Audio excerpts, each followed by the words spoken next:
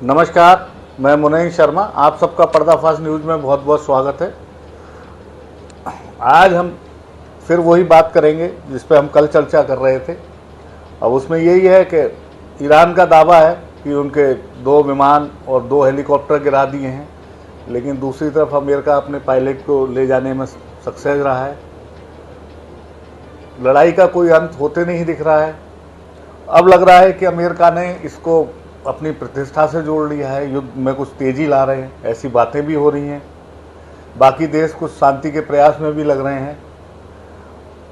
और इसमें एक चीज़ और है कि जो यूक्रेन और रूस के युद्ध के बाद जो सारे बैन रशिया पे लगाए गए थे वो खोल दिए हैं, तो रशिया ज़रूर इसमें गैस और तेल से मनमाफिक कीमत पे बहुत ज़्यादा पैसे कमा रहा है। हमारे साथ हैं अभिषेक पांडे जी। पांडे जी नमस्कार। नमस्कार। पांडे जी, आपको क्या लगता है कि इस युद्ध से एक तरफ रशिया को फायदा हो रहा है, वो कहीं है नहीं? देखिए, जब लड़ाई शुरू हुई थी तो ऐसा लगा पहले हफ्ते में अमेरिका इजराइल ईरान को घुटनों पर ला देंगे, और परिस्थितियां भी वैसी बनी जिस तरीके से बम्बार्डमेंट किया हाँ, गया, जिस तरीके से अटैक उनके किया सारे गया। सुप्रीम लीडर मार दिए गए। और ये सब ठीक है, दूसरे हफ्ते में आते आते ईरान ने अपनी स्ट्रेंथ दिखाई, अपनी ताकत दिखाई, और ये साबित कर दिया कि वो आसानी से पीछे नहीं हट रहे हैं।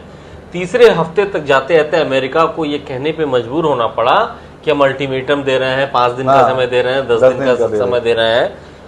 और अब चौथे हफ्ते के बाद आप समझ लीजिए कि स्थितियां कुछ ऐसी बनी हुई हैं कि देखिए, कोई भी लड़ाई लंबी खिंचती है तो इसमें नुकसान सबका होता है, लेकिन चौथे हफ्ते के बाद ऐसा लग रहा है कि ईरान ने, क्योंकि अपने सारे पत्ते खोल दिए हैं, अब अपने जो आसपास के मिडिल ईस्ट के जो तमाम और सहयोगी देश थे, जो मुस्लिम देश हुआ करते थे, सब पे अटैक कर ही दिया है, जो भी अमेरिका के सहयोगी हैं। या और उसका असर ये रहा है कि हॉर्मुज स्ट्रेट खोलने को लेकर भी हाल में यूरोप के नेताओं के, ब्रिटेन के नेताओं की अध्यक्षता में लगभग 50 देशों की वर्चुअल बैठक हुई है। भाई बहुत दबाव बन रहा है, क्योंकि भाई पूरे देश की, पूरे वर्ल्ड की समस्या आई है, और यूरोप तो पूरा गैस पे ही डिपेंड है। तो ईरान को जो सिंपैथी मिलनी चाहिए थी वो मिल चुकी है।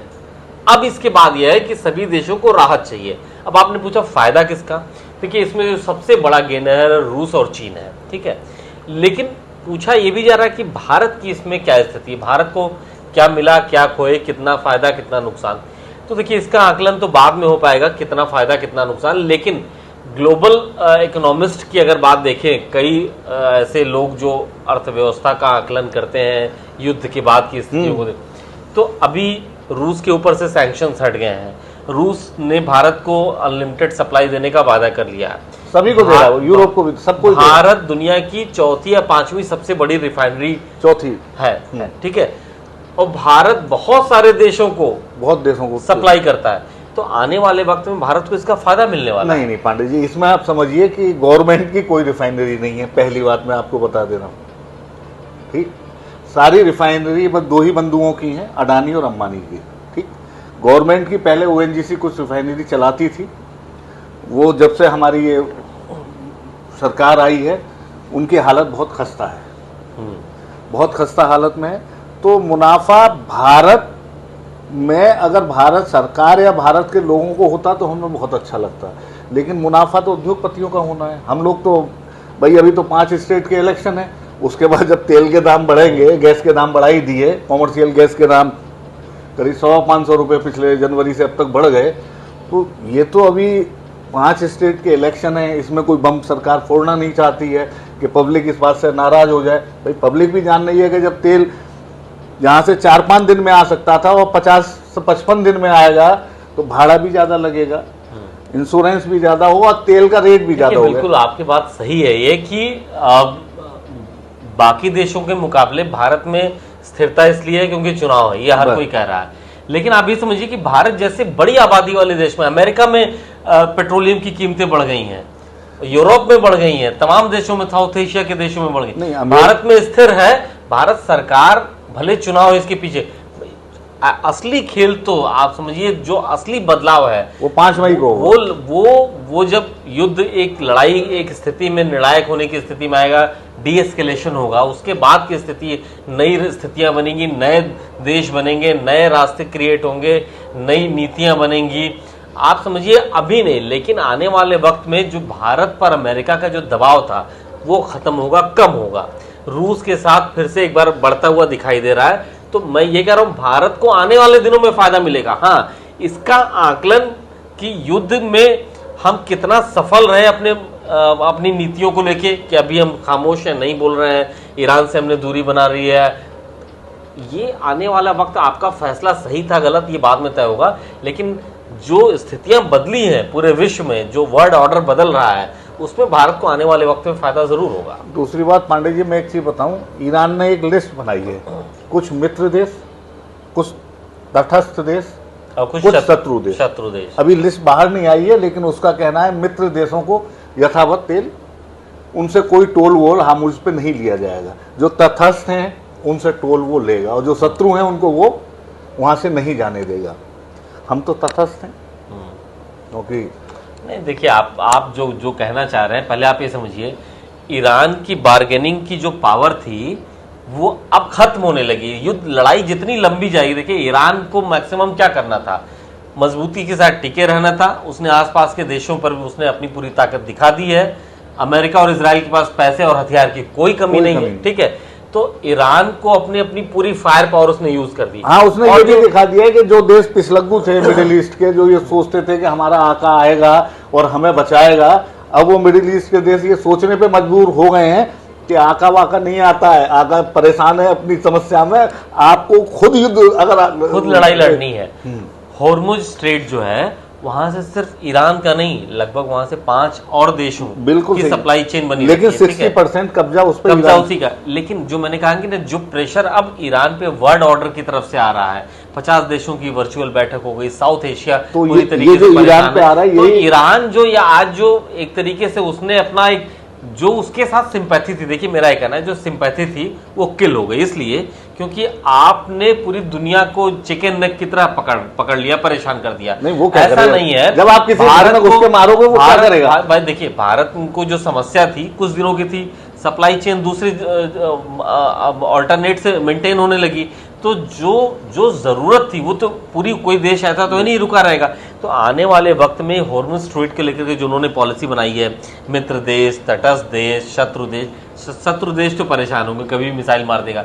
लेकिन टोल वाली जो बात है, मुझे लगता है कि इस पे पॉलिसी बनेगी, और ईरान जो उस पर अपना पूरा आधिपत्य दिखा रहा है वो शायद उतना सफल ना हो पाए, क्योंकि अभी देखिएगा वर्ल्ड ऑर्डर, मैं कह रहा हूं बदल रहा है, वर्ल्ड ऑर्डर बदल रहा है। वर्ल्ड ऑर्डर जो बार बार आप कह रहे हो पांडे जी, ये प्रेशर अमेरिका पे भी है, इजराइल पे भी है। फ्रांस के राष्ट्रपति मैक्रोनी का आपने बयान पढ़ा होगा, उसने कहा कि अमेरिका जो इजराइल को हथियार और उपकरण भेजता है वो हमारे देश से किसी रनवे से नहीं जाएंगे। उसने साफ कहा कि हम इस झंझट में नहीं पड़ने वाले। देखिए, मैं कह रहा हूं कि स्थितियां बदल रही हैं। वो आज कल तक हम कुछ और कह रहे थे, आज हम इस मुकाम तक हम ये कहने पे मजबूर हो रहे हैं कि स्थितियां बदल रही हैं। ट्रंप ने फिर से जो 48 घंटे का एक अल्टीमेटम दिया कि 10 दिन का वक्त था, वो पूरा होने वाला, उसके बाद हम अपने आपके जो तमाम पावर साइड तबाह कर देंगे। ट्रंप तो सनकी आदमी हो, कुछ भी कर सकते हैं, बिल्कुल कर सकते हैं। तो और दूसरी बात आप ये समझिए कि अमेरिका ने ईरान में घुस के अपने फाइटर पायलट्स को, अधिकारियों को एयरफोर्स के निकाला। भाई उनका एयर सिस्टम और नेवी सिस्टम तो अमेरिका ने कह ही रहा है, बार बार कह रहा है कि हमने खत्म कर दिया। मैं कह रहा हूं कि ये बदलाव का दौर है। ईरान ने अपनी ताकत दिखाई, लेकिन वो अब स्थिर है, इससे ज्यादा वो नहीं कर पा रहे हैं कुछ। अमेरिका के सामने ये था कि उनके ऊपर चुनौती थी, इस युद्ध को लंबा नहीं झेल पा रहे थे, दिक्कत हो रही थी, जितना सोचे थे उससे ज्यादा वक्त लग रहा था। इजराइल भी पीछे हटने को तैयार नहीं था। वो तो हटेगा ही नहीं, हटेगा नहीं। तो इसीलिए मैं कह रहा हूं कि अब स्थितियां देखिए, पहले हफ्ते में कुछ और थी, दूसरे हफ्ते में कुछ और थी, तीसरे हफ्ते में कुछ और, चौथे हफ्ते में कुछ और। अब आने वाला वक्त देखिए, लड़ाई में वही टिकेगा जिसके पास हथियार और पैसा होगा। नहीं, ये लड़ाई तो तेल की है। आप बेसिकली मान लीजिए भाई, दुनिया का दूसरा सबसे बड़ा वेनेजुला पे है तेल का, वो अमेरिका ने अपनी गोदी में ले लिया, बाकी बचे 5-7 कंट्री। तो ये चाइना भी जो इस तमाशे को देख रहा है, क्योंकि चाइना की तो सारी जरूरतें इसी रास्ते से होती हैं पूरी। वो वेनेजुला से और वहाँ से तेल वेल नहीं लेने जाता, वो या तो रसिया से लेता है या यहाँ से लेता है 80%। तो वो भी नहीं देखेगा कि अमेरिका इस पर कब्जा कर ले, वेनेजुएला को तुम ले ही जा चुके हो। देखिए चीन अगर सीधे लड़ाई में उतरता है तो फिर वो विश्व युद्ध हो जाएगा ये। तो मुझे नहीं लगता कि कहीं कोई ऐसी स्थिति बन रही है कि चीन इस लड़ाई में आ रहा है। चीन और रूस पीछे से ही हमेशा रहेंगे। नहीं, आप समझिए, हमेशा पीछे से ही रहेंगे। चीन की जो तेल की आपूर्ति है वो बिना बाधा के अभी भी पूरी हो रही है, उसी के जहाज सबसे ज्यादा वहां से जा रहे हैं उस रास्ते नहीं, चीन को रूस से भी बहुत अच्छी हैवी सप्लाई मिल रही है। रूस का सबसे बड़ा खरीदार चीन है, भारत तो चौथे नंबर पे आता है उसमें। तो अभी देखिए डायरेक्टली अभी, क्योंकि अमेरिका जब तक कोई अनटिल अनलेस या इजराइल अनटिल अनलेस कोई बहुत बड़ा कदम ऐसा नहीं अगर इसमें मान लीजिए कल को एटॉमिक पावर इस्तेमाल हो जाती है तो आना ही पड़ेगा। एटॉमिक पावर मुझे लगता नहीं होगा। अगर हो गई संकीर्ण जैसे ट्रम्प आप कह रहे हो, अगर हो गई तो फिर आना ही पड़ेगा। जिस देश पर न्यूक्लियर बम गिरता है वहां सब कुछ खत्म हो जाता है, तो वो तो हार जाता है, लेकिन जीतने वाला सब कुछ हार जाता है। जीतने वाले के पास भी कुछ नहीं रहता है। तो एक समस्या है, न्यूक्लियर अटैक की जो बात हो रही है ये हाइपोथेटिकल है, अभी ऐसा दिखाई नहीं दे रहा। ये भी है कि रूस और चीन ने अपने आप को किनारे रखा है, यूरोप और नाटो ने अपने आप को, सबने अपने आप को रोका। सबको पता है कि आज के दौर में अगर आप लड़ाई में जाते हैं आप सालों पीछे हो जाएंगे, आप पीछे हो जाएंगे, इसलिए कोई लड़ाई में नहीं जा रहा है। पांडे जी, इजराइल को नहीं समझ में आ रही है कि वो 3 साल से इजराइल के सामने समस्या यह है कि वो ऐसे देशों से घिरा पड़ा है, अगर वो मजबूती के साथ नहीं रहेगा हमेशा तो वो खत्म हो जाएगा। इसीलिए वो तो पूरे हमेशा लड़ता रहता है, उसकी तैयारी रहती है कि हमको सबसे लड़ते रहना है। हमास से लड़ा, लेबनान से लड़ा, मिडिल ईस्ट के तमाम देशों से कहीं ना कहीं उसकी वॉर फ्रंट खुले रहते हैं। तो ये उसके लिए निर्णायक लड़ाई है। लेकिन अगर ये लड़ाई निर्णायक, चलिए किसी मुकाम पे कभी तो खत्म होगी, लेकिन नेतन्याहू तो जिंदा नहीं रहेंगे। देखिए नेतन्याहू के लिए तो ईरान के लोग रिवोल्यूशनरी गार्ड नहीं, ईरान के पहले कि आपने हमारे सुप्रीम लीडर को मारा तो हम बदला लेके रहेंगे। बदला का मतलब यह है कि आज नहीं 2, 4, 5 साल कभी भी हो, कुछ ना कुछ ऐसा वो करेंगे कि जो अप्रत्याशित होगा। अप्रत्याशित हो और दुनिया पे एक मैसेज आया कि जो इन्होंने हमारे साथ किया हमने उसका बदला ले लिया। जी हाँ, बिल्कुल। ये तो वेट एंड वॉच वाली है। लेकिन अभी चौथे हफ्ते के बाद मैं बता रहा हूँ, जो लड़ाई जो चल रही थी उसमें कुछ बदलाव अब शिफ्ट होता हुआ दिख रहा है। अब आने वाले वक्त में फिर से इसमें कोई चेंजेस होंगे, कोई नए, देखिए अलग अलग फ्रंट, अलग अलग डायमेंशंस पे, कहीं ईरान भारी है, कहीं अमेरिका भारी है। अमेरिका के सामने समस्या थी अपनी इज्जत बचाते हुए इस लड़ाई से कैसे पीछे हटा, क्योंकि वो फंस चुका था। लेकिन अभी चौथे हफ्ते से आगे बढ़ चुका है लड़ाई, तो ईरान के ऊपर भी उनके आंतरिक दबाव बहुत है, क्योंकि ईरान का पूरा सप्लाई चेन इस समय ध्वस्त हो चुका है। तो एक देश कब तक खड़ा रहेगा, कब तक युद्ध में बना रहेगा, एक बहुत बड़ा सवाल रहता है। आज के लिए बस इतना ही, धन्यवाद।